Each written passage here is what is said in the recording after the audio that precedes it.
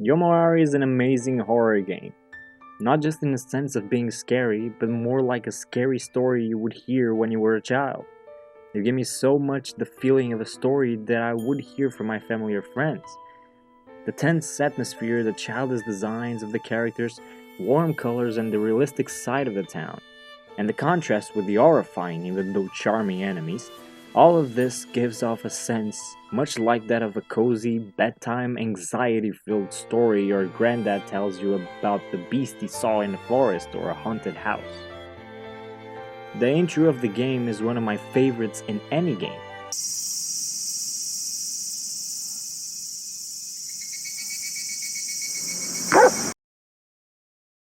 Plus, the tutorial is incorporated in the story in a unique way, making the game stand out with a strong beginning.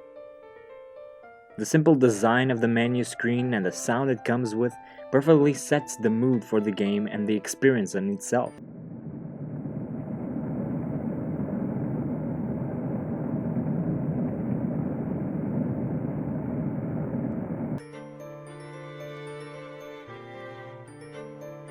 The emphasis in that childlike tale comes from being a story from the perspective of a child, alone in a dark town, almost reminding me from when I was alone coming home from school or even alone in my dark room, making every sound count, almost like a death threat to my wild imagination.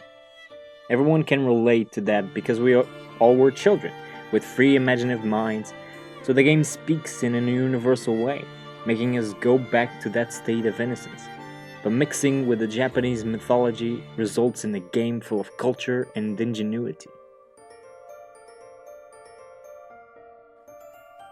The almost playful background doesn't exist in most of the gameplay, turning the experience focused on the sounds around you, those being from the environment and your heartbeat.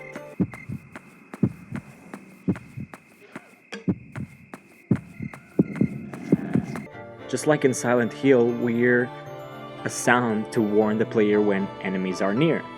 Here we also have the same mechanic, but with the sound of our character's heartbeat, becoming more intense the closer you are to an enemy. This results in a wonderful mechanic and makes a lot of sense, for you can't normally see the enemies, for them being spirits. Like in most games, we only see them when our flashlight is pointed at them, while otherwise they are invisible in the dark.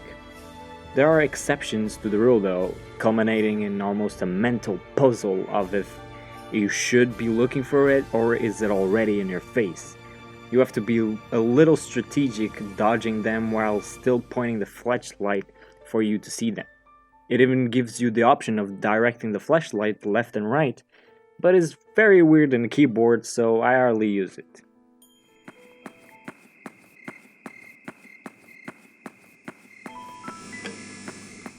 The atmosphere of the game is created by the simple sound design and by the dynamic spirits.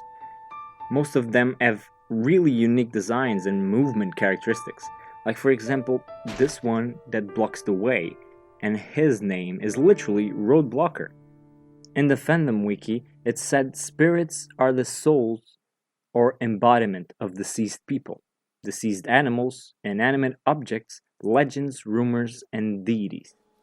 They take up the streets and buildings during nighttime, roaming the areas and doing what they want to do by emotion, instinct, or intelligence.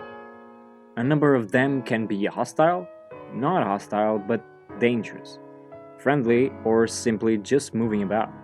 In addition, some of them are also invisible in the dark, requiring a form of light to see them. You also can see some monsters in the dark. This inevitable, unpredictable part of the spirits, not knowing if they are friendly or not, accentuates the twists and turns of the game, making you not trust in the world that surrounds you, one full of uncertainty.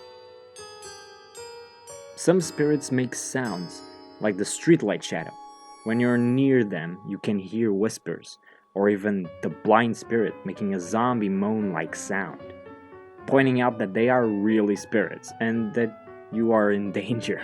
And if you're with headphones, just run.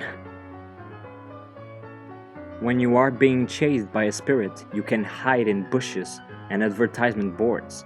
And when you are hiding, you can see where your enemies are, represented as a red stain in the black screen, and it moves and presses in a beat following the one from your heart. And if you wait long enough, maybe they'll be gone.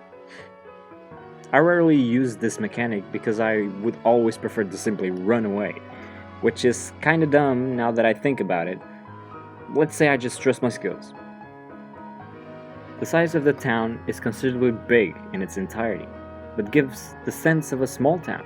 Even the way the character depicts the map in her journal shows the small town atmosphere, creating the notion of familiarity. Along the game, the character will start to draw the places you go to in an hand-drawn style reminiscing of the fact that the character is a child. The game is not very story-driven, having most of the gameplay based on exploring the world from pure curiosity, and then the game incentivizes you to explore specific areas like the school. The exploration is the most important part of the game, in most horror games really. So if you're not very into these type of games, this is probably not the game for you. It's vastly about exploring, and since your checkpoints are currency driven, sometimes you'll find yourself broke, so you better look for coins around the town.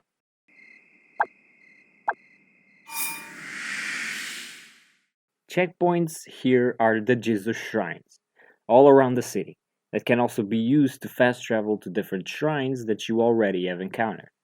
Those types of shrines in Japan are most common in the countryside, but you can also see them in cities like in this game. A little trivia. The statues have red clothing because it's believed that the color protects against evil entities.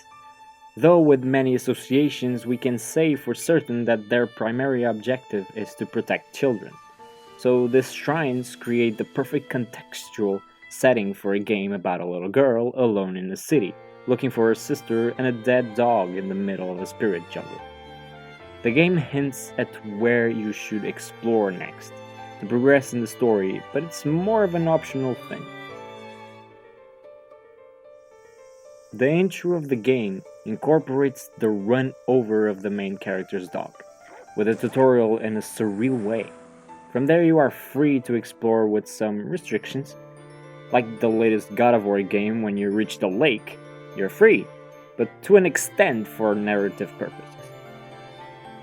You are first presented with the streetlight shadow, with I think the only jump scare of the game that is really on your face. I'm tired of horror games that feel the necessity of screaming in your face, and the whole around gimmick is just jump scares. It make you scared, but Yomawari is quite the opposite. It's a very quiet game that explores jump scares in a different and more natural way. Not like extremely synthetic. Most of the times it hardly uses what you call jump scares. There are certainly things that happen out of nowhere, but the field of view is so distant from what we see in the character, so you can see the shadows or the monsters coming from every side. So it's the fastness and their movement that is scary. It's themselves that is scary, not the fact of the jump scare or because they appeared out of nowhere. It lets you take things at your own pace, especially with a relaxed or not tense atmosphere with small intense moments when you are being chased. However, it also creates a beautiful crafted suspense. The trees also take some of the visibility of the path, making it even more difficult to navigate, and installs a paranoia, not knowing that what could ever jump from out of sight, but also some places can be more challenging because of this aspect.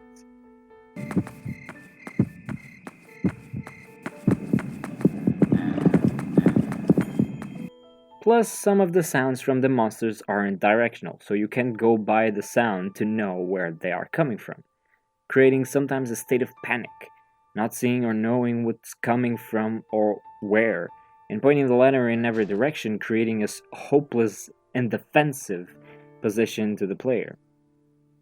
For a simple small indie game, It's a beautifully crafted hidden gem of a thriller/horror game, and it uses a variety of known mechanics and some new ingenuities like tiptoe and the running mechanic that incorporates with your character while running gets tired, and if she is being chased over by a shadow or a spirit, their breathing, the cardiac beat gets even more intense, so her running gets slower and slower. It's very challenging, but not enough to be irritating. Except for one specific level. That level really looks like a masochist dream. Full of freedom, but not enough to be tedious. Filling the world full of riddles, collectibles, and others. It's for certain an underrated game that definitely, but definitely, belongs in my top 5 favorite games of all time.